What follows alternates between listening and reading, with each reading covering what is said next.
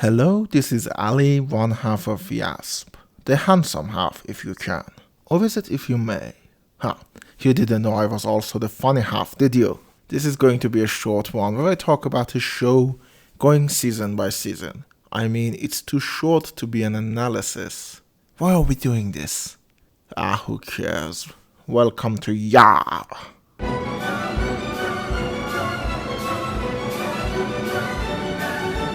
If you want to know how much in the know I am nowadays, I just got around to seeing a show from 2011, Portlandia.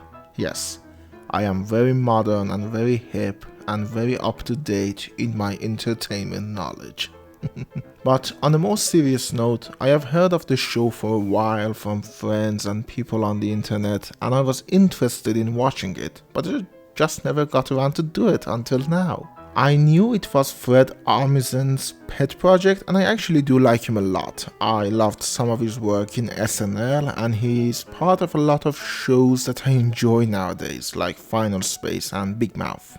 So I went in expecting to like this as well, but to be honest, in a fit of self-inflicted indulgence, I decided to not look up anything on the show other than its name. I didn't even look at the Wikipedia, which is not something I usually do. I like to know what I'm getting into most of the time. But sometimes, caution be damned. So I was quite surprised to realize it was a sketch show and not a sitcom or a comedy drama, which is good because I actually do enjoy sketch shows a lot. Now, watching the first season, I didn't really know what to expect. As I said, I liked sketch shows, but American sketch shows usually have a harder time to grasp me as easily as their British counterparts. But I was surprised how many times I barely laughed during the first season. From the first episode, I was intrigued to continue watching it, which is something I don't remember much from a lot of shows, especially sketch shows. Honestly, not since I watched Mr. Show with Bob Odenkirk and David Cross, which is a show I absolutely loved and still love to this day, for the most part. So what is the show about? Apparently Fred Armisen and Carrie Brownstein are playing a fictionalized version of themselves as people living in Portland, Oregon, as well as an array of different characters who occupy the city. And we as audience get to witness life in what is so blatantly a hipster city. By the hipsters, for the hipsters. That is the basic premise of the show, and there are recurring characters and recurring segments prepared in there to give the show a sense of a bigger picture. But there is a bigger question at play here. How does the comedy in Portlandia work? I'm not that good with words, but I will try to explain it to the best of my ability and knowledge. In my observation, Portlandia doesn't do a lot of absurdist and surreal comedy. The comedy in Portlandia, for the lack of a better word, comes from the relatability.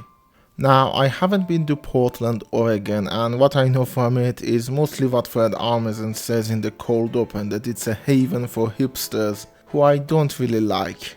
I mean the hipsters, not Fred Armisen. Again, I really like Fred Armisen. So it might be a reductionist view to say Portlandia is #relatable. But I think the brand of comedy in the show is somewhat exactly like that. I find my laughs get higher the more I can relate to the situation shown on the screen. So most of the exaggeration is just a simple notch above the actual situation. There are no outlandish characters only possible in the realms of impossibility. There are no situations only suited for an over-the-top world where things don't need to make sense. The comedy comes from how much you can feel the pain and the misery of this straight man on the screen. Or how annoying it would be to have these people shown in your real life, instead of with a sheet of glass between you. Now this was my piss poor explanation of what I think the comedy of Portlandia comes from, but that alone would make this way too dry. So here are my top 2 sketches from the first season. Number 3, it's the bookstore sketch from episode 2. Aubrey Plaza plays the perfect straight woman to Fred Armisen and Carrie Brownstein's insufferable sellers. And I know this is not a good criticism or good analysis, But the reason this sketch works so well for me is the fact that I feel the pain of Aubrey Plaza. I've been stuck in the same situations before where the seller is just, for the lack of a better word, the worst. They are just the kind you want to choke for how much your business is inconvenient to them. So it's kind of fun for me to sit back and see someone else going through that misery. Number 2 is one that I want to call Cycle of Hipsterism. It's the cold open. Is it really a cold open in a sketch show? I'm going to call it a cold open. It's the cold open of episode 3. The way Fred Armisen's overtly hipster character shifts his lifestyle over what he perceives as a normie or a square does and goes full circle into being that kind of person is just so ironic and funny to me. Again, it's the relatability that gets me. I've known nerds who changed their fandom based on people who are in that fandom. Believe it or not, some idiot I used to know once told me that he was going to badmouth the Mission Impossible movies without seeing them, just based on what one guy he thought was not quote-unquote nerdy enough said about them online. So the thought of those guys going full circle into being the very thing they hated is tickling my funny bone like an old cartoon character assaulted with a feather. And number 1 has to be Finding Mr. Right from episode 5. This sketch is one that I went back to seeing a lot.